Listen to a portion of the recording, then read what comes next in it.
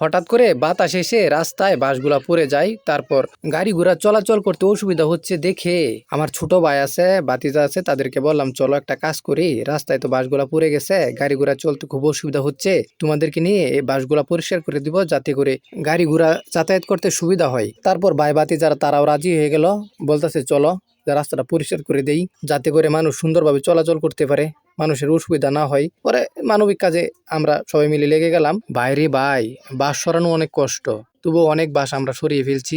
এখন গাড়িগুলা রাস্তা দিয়ে চলাচল করতে পারতেছে, তবে যতগুলা বাস আছে সবগুলা বাস সরানোর চেষ্টা করব। আশা করি কষ্ট হলেও সরিয়ে ফেলবো, কারণ এগুলা যেগুলো মুহূর্তে রাস্তায় পড়ে যেতে পারে, আমরা চাই না রাস্তায় রাস্তায় বাসগুলা পড়ুক। এই জন্য যার বাস তার কাছে অনুমতি নিলাম যে কাকা বাসগুলো আমরা রাস্তা থেকে সরিয়ে দিতে চাই, কেটে ফেলতে চাই। পরে কাকা রাজি হয়েছে। কাকার কাছ থেকে অনুমতি নেওয়ার পরে আবার সম্পূর্ণ বাস কাটার জন্য আবার লেগে গেলাম। পরে আস্তে আস্তে আস্তে আস্তে করতে করতে সবগুলা বাস আমরা কেটে ফেলছি। তবে ভিডিওটা শেষ পর্যন্ত দেখেন, আমাদের অনেক সময় লাগছে বাসগুলা কাটতে, তবুও আমরা হাল ছাড়ি নাই। কষ্ট হয়েছে অনেক। ভাই যারা আছে তারা কোনো সময় তো পরিশ্রম করে নাই, এই জন্য বলার মতন আর কি। অনেক কষ্ট হয়েছে, রোদ ছিল।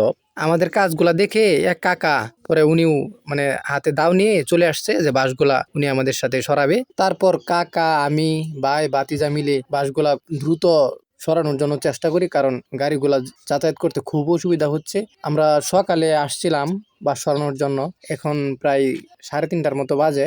যদি আমাদের কাজগুলো আপনাদের কাছে ভালো লাগে অবশ্যই একটা কমেন্ট করবেন। কমেন্ট করলে কি হয় জানেন, আমাদের ভিডিও বানানোর আগ্রহ বাড়ে। ধন্যবাদ, ভালো থাকবেন, আল্লাহ হাফেজ।